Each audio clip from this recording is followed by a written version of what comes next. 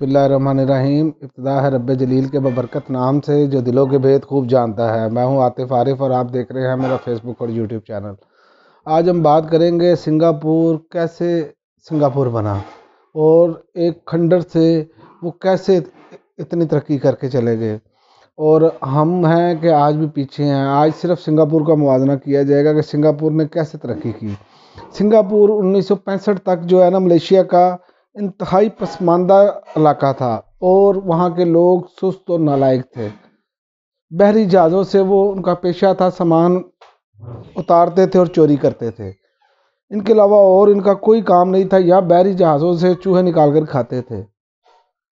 फिर मलेशिया में हुकूमत आई अब्दुर्रहमान की और अब्दुर्रहमान जो है उनके दौर में सिंगापुर ने आज़ादी मांगी और पार्लियामेंट के कुल 126 अरकान ने सिंगापुर के हक़ में वोट दिया। और पार्लियामेंट का कहना था इस पर कि इनका हमने क्या करना है, बेकार लोग हैं, सुस्त हैं, नालायक हैं और दलदली ज़मीन है, हमने ये रख कर क्या करनी है, इनको आज़ादी दें।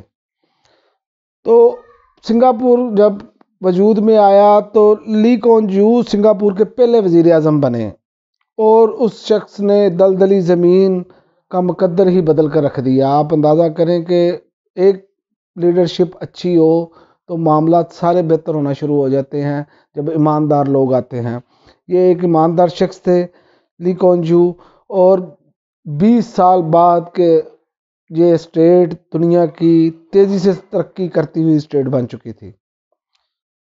और इन्होंने अक़वाम आलम को ये बताया कि मुल्कों के लिए वसाइल नहीं, क़ुव्वत इरादी चाहिए और नेक नीयती चाहिए।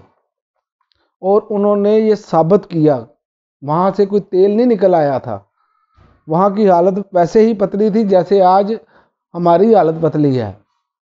आप अंदाज़ा करें कि ली कुआन यूं ने सबसे पहले अमन कायम किया और अदल इंसाफ कायम किया और तमाम मज़ाहब को आज़ादी दी, किसी पर पाबंदी कोई नहीं थी और कानून को की नज़र में सबको बराबर कर दिया। यानी जो आज हम बात करते हैं कि गरीब के लिए अलहदा कानून है, अमीर के लिए अलहदा कानून है, उन्होंने ये कानून सबके लिए बराबर किया। और किसी भी माशरे में अगर किसी मुल्क के पास वसाइल ना भी हों तो उसके लिए ज़रूरी है कि वहाँ पर कानून की बालादस्ती होनी चाहिए और कानून सबके लिए एक होना चाहिए। या यहाँ जैसा माहौल नहीं जैसा आजकल हमारे पाकिस्तान में चल रहा है। आजकल क्या, पिछले 70 साल से ही ऐसा चल रहा है। और मुल्क में हर किस्म के एहतजाज पर ली कुआन यूं ने पाबंदी लगा दी। कोई एहतजाज नहीं किसी किस्म का भी किया जाएगा।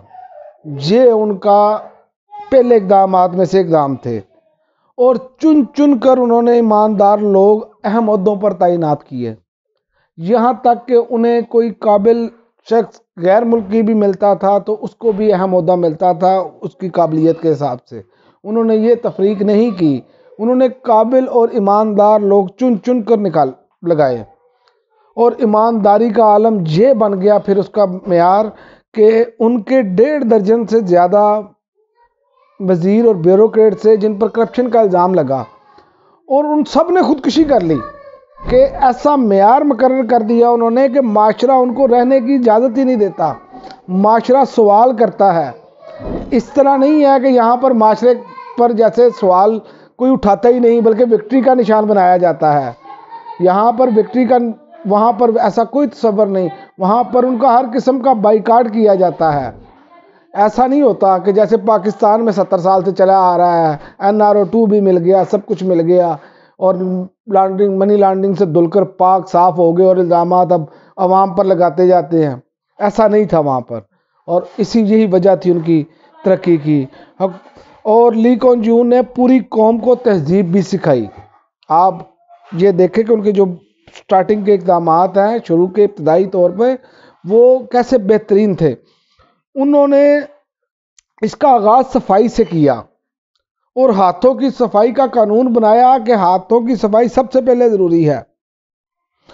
और यहाँ तक कि उन्होंने अवामी जगह पर थूकने पर पाबंदी लगा दी और कानून बनाया कि जो अवामी जगह पर थूक फेंकेगा वो सीधा जेल में जाएगा। لی کون یو پورے ملک میں انہوں نے انفراسٹرکچر کا جال بچھا دیا، یہاں تک کہ دیکھیں آپ آج بھی دیکھیں آپ کے بلڈنگیں بڑی بڑی، یہ ایک ٹرینڈ جو ہے یہ سنگاپور سے چلا، اور سنگاپور نے کی حکومت نے پورے ملک میں جو پانی ہے نا صاف پینے کا، وہ حکومت کی ذمہ داری تھی، اور حکومت خود اپنے شہریوں تک صاف پانی پہنچاتی تھی۔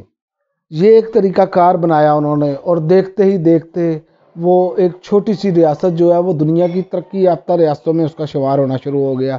یہ 1965 سے لے کر آپ دیکھیں کہ 20 سال بعد جب ہم چھوٹے چھوٹے تھے تو اس وقت سنگاپور کا نام جو ہے نا وہ لینا شروع کر دیا لوگوں نے، میں سنگاپور جانا ہے، میں نے سنگاپور جانا ہے۔